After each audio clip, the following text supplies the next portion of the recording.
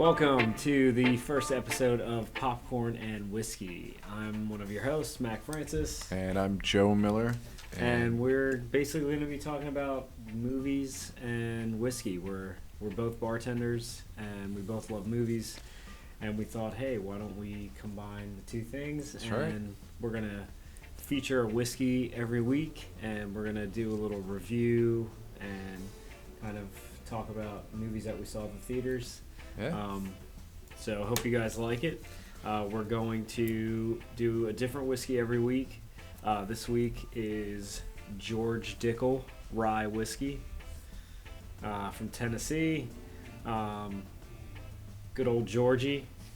He believed that the whiskey was better in the winter months than the summer. So Wow. he chills it first, and then he distills it through sugar, maple, and charcoal. Right on.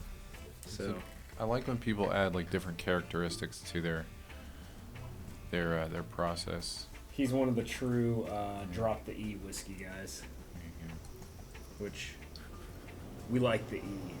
Yeah. So yeah, George Dickel Rye. Cheers. Cheers. So every week we're gonna try one of these. Sometimes neat, sometimes with a giant cube. We'll probably do some cocktails too.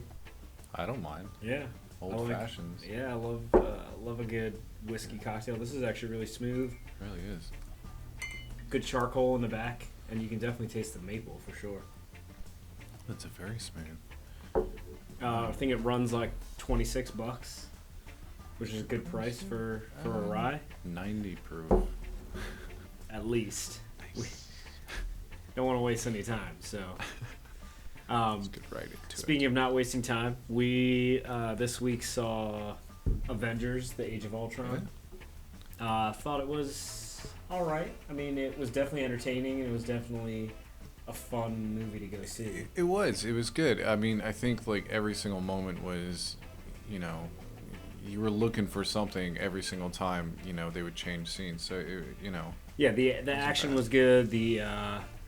The characters are, the returning characters from all the Avenger movies. I almost think that they were starting to become a little Iron Man heavy. Like, this was almost like another, like, Iron Man 6. Iron Man 6, yeah. Yeah, it was like, he's usually the main character out of the whole entourage, and then he somehow is the one that is dealing with the conflict is him, then the resolution is him, and Sure. it was kind of like that in this, too. It felt like Iron Man was like a little kid who walked up to his parents and said, "Mom, Dad, I made a mistake. Yeah. Can you please help me fix it?" Yeah. And yeah, I mean, Iron Man 6 all the way. They did kind of make fun of themselves finally in this one. See, that was probably one of my favorite parts is like throughout the entire movie, they were bashing on each other, and Which was good to see, because it got like a little too boys club, sure, a little too frat house. I mean, it was a bunch of, I don't know, Douchey, douchey guys, super douches that are superheroes. and then they realized it that they were douches. Which is great, because then they took advantage of that. They the scene where they were like making fun of Captain America the whole time because he was mad about the language. Language, guys. Yeah. And then that was like a gag that lasted the entire movie from like 5 minutes in till almost the end. And then nobody could lift Thor's hammer. There was that whole scene with that. There's a joke, yeah. So I thought like the comedy, the comedic side of it actually was finally they like ramped it up a little bit. I think they gave all the superheroes humanity. Exactly. And I think that was probably like one of the best parts about the entire movie because everybody had fun doing it, obviously, and I mean, I think that they should have used Scarlett Johansson a little more though. yeah, She's so hot, and they seriously, her character is like in the movie for like 10%. I mean, they had that whole like love story with like her and the Hulk, and that was nice. that was kind of sweet. Yeah, But I wasn't expecting that, so that was No. like, that was kind of nice to see. who's going to tame the beast? Yeah, which the Hulk was awesome. His character in the Avengers have always been like one of my favorites because he's like you can't control him. And No. And I mean, I think they showed that side of him too, and that's what I was waiting for in the other movie. like some sort of like Hulk character development, which finally happened in this one. One of the coolest scenes was when the Hulkbuster Iron Man fought the Hulk. Yeah, they were finally like, okay, well, this is what probably would happen if, you know, if this the is Hulk what we goes would do. Bonkers, which he did, which was awesome. Yeah, so more Scarlett Johansson in the next one, and more Hulk just kicking ass. 'Cause Yeah, that was awesome. and I think a little less Iron Man. Yeah, less Iron Man. Yeah. Tone down the Iron Man. Like, we get it. Come at us with a different story. Yeah. Instead of just another Iron Man. But even like, I don't know, I'm not a big Captain America fan either, so Nah. so maybe not Captain America either. Maybe Scarlett Johansson and Hulk, and then even Hawkeye was a little over him too. What's that guy's name? Jeremy Renner. I never heard of him until Avengers. No, he did Hurt Locker. And I was just which won an Oscar. Yeah, we know a Really? ton about movies. Yeah, everything. I mean, I have heard about Jeremy. Oh, him. Oh, that guy. That guy. The Olsen girl, Lizzie Olsen, she did really good. She was with the other, I guess it was her twin brother in the movie, or brother. The guy from Twilight. He's not from Twilight, but he looks like he's from Twilight. Oh, well. And he probably belonged in Twilight. I thought he kind of fell a little flat. I don't know if it was the way he looked that I just couldn't get over. He had like the white stripe thing in his hair. Yeah, I thought it was a bit cheesy. Yeah, it was a bit cheesy. I mean, the two of them, that whole thing was a bit cheesy. It was like the revenge on Iron Man. You know, again, Iron Man part of the conflict. I kind of called it in the very beginning in my head that, you know, what they were going to do with the development of their characters. And, you know, at the very end, of course, what happened. I'm not going to give anything away. Yeah, no spoiler alerts. Yeah. They all die. Right? Well, no, we're not that lucky.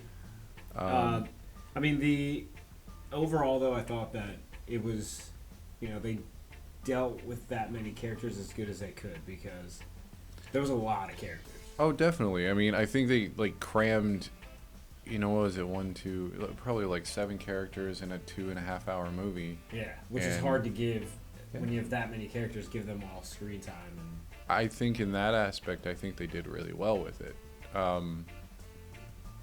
But yet we still come back to the whole Iron Man 6 thing. I think they definitely focused way too much on. And then the whole Age of Ultron, what the movie's completely based off of. James Spader played the voice of Ultron. Ultron, yeah. And then, which I thought he did great. He was very believable. Like, you definitely hated him after the first conflict. Yeah. But Vision to me was so weird. Like, it looked weird. It just felt weird. It was like Prometheus, but not. Yeah. Honestly, the costume was just bizarre. I mean, I get the special effects that they were trying to do, but it honestly just felt like somebody went to Comic-Con and put face paint on. Yeah. It was very Comic-Con costumey. It's almost an insult to Paul Bettany, who he's brilliant. He's so good. Yeah, and like I liked that they gave Jarvis like a face and like a body and like a physical form. But like, I don't know. Vision to me is a stupid name. It's kind of lame. Yeah, it's a dumb name. I mean, I guess the diehard comic fans will be happy that they kind of stuck to what it was in the comic. Right. Which, all right, I guess that's fair. Because usually they butcher anything in the comic. Definitely. They go their own direction. I mean, but they got pretty close to what he actually looks like. It's just, my problem is, like, the other people, all the other heroes, and they looked a little bit different and a little bit more movie made than, you know, hey, let's just take this guy out of a comic book and put him in a movie. Yeah. And I think that they kind of, I wouldn't say it was a letdown because I enjoyed the character, but at the same time, like, just the look.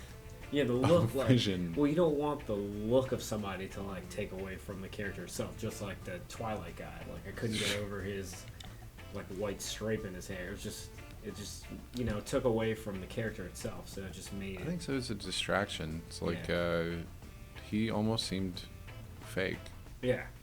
And Yeah, I mean, overall, I thought the movie was pretty good. We're gonna rate all the movies that we see on a whiskey scale. Yeah. So, one little finger will be the lowest that we'll give it. I guess we won't even go see a movie that we think will get close to a zero. So No. one would be the lowest, two fingers of whiskey, three fingers, and then for the big dogs, a whole heavy 1/4 of a bottle pour. I like it. But I thought this was kind of like a 2.5 maybe. I would definitely rate it 2.5. 2.5. I don't want to go too low. No. Because I thought it was definitely entertaining. I don't think it was a 3 though either.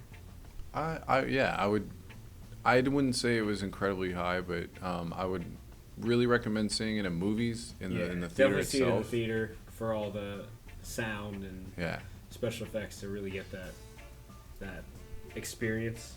Right. But 2.5 sounds about right.